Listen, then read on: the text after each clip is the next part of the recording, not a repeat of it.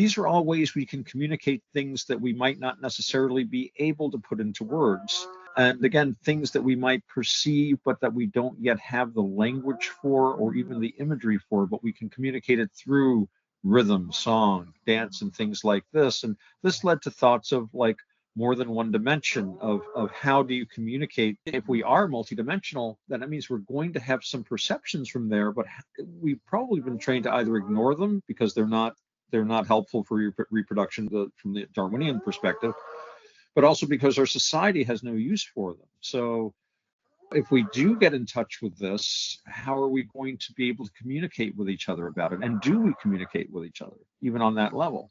And I think part of that had to do with how do we visualize a higher dimension? Yeah, that's really the issue. If you want to try and understand, you want to like imagine a four-dimensional hypercube, for example, then you're gonna have to use some kind of gimmick, because like David Hume used to say, you cannot imagine something that you've never experienced. You can like rearrange like elements of things you've experienced before to create something unique, but like to imagine a color that you've never seen before, or imagine any kind of experience that you just completely have no experience with. You know, it's like a blind person imagining vision is someone who's been blind from birth. You don't know where to start. And so after reading Uspensky, I think I'd be a monk lying on my back in a cave in Burma, trying to imagine four-dimensional shapes. And really the trick for me is using time as the fourth dimension. So like one of the easiest ones would be a four-dimensional hypercube, but you have to look at it directly on, because a cube looks different from different angles, unlike a sphere, which looks the same from every angle. So in a sense, the sphere is one of the simplest ones, because then you can imagine it from any angle. But a hypercube, there's only certain directions that I am intellectually sophisticated enough to even attempt to really see to imagine what it would look like. And easiest is just straight on. So if you're using time as the fourth dimension, all of a sudden a cube would appear instantaneously and then disappear instantaneously.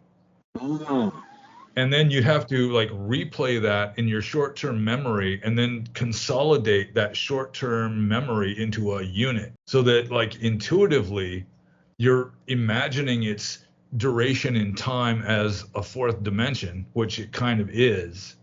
But then there's one slight complication, is that time is 1 second of time is 186,000 miles long. So you'd be imagining something really huge. It's like if you imagine this cube for appearing for 1 second and then disappearing, then you'd be imagining a cube that is 186,000 miles on a side. So you're using c as the linear measurement of the second, the speed of light?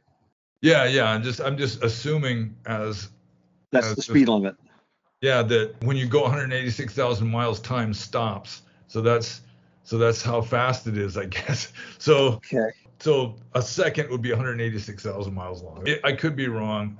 That's just an assumption. I think that's interesting. I don't have that conversion thing on my phone, which like convert time to distance. Like 1 second is 186. Wow, that's good to know. Yeah, well, I like it. I think it's kind of in harmony with the whole Buddhist conception of how time is. They divide it up into like 17 trillionths of a second, or 17 trillionths of an eye blink. There's like, nice. Yeah, it's like it's just these infinitesimal like quantum of time that like Abhidhamma philosophy is dealing with. So another way of looking at a cube, if you look at the four-dimensional hypercube, is looking at it like directly like at a corner. Looking at it head on, that would be easiest. It would just appear and disappear. But you could also look at it from this angle. Right.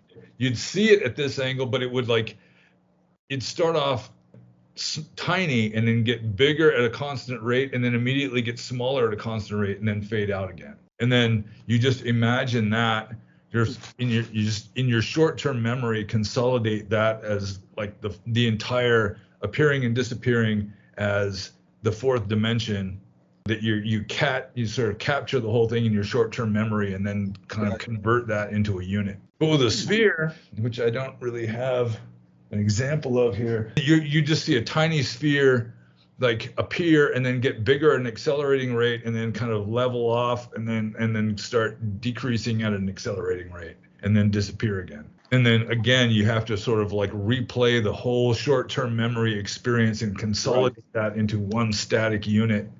Right.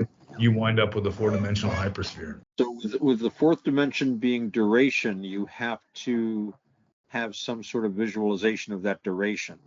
That's the part you're trying to, as you say, intuitively associate with it when you look at it.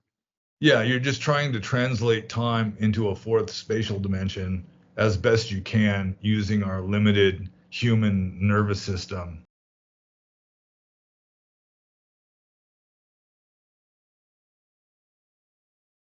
And I sincerely hope and wish that all sentient beings may attain to the summum bonum, true wisdom, and perfect happiness. Peace.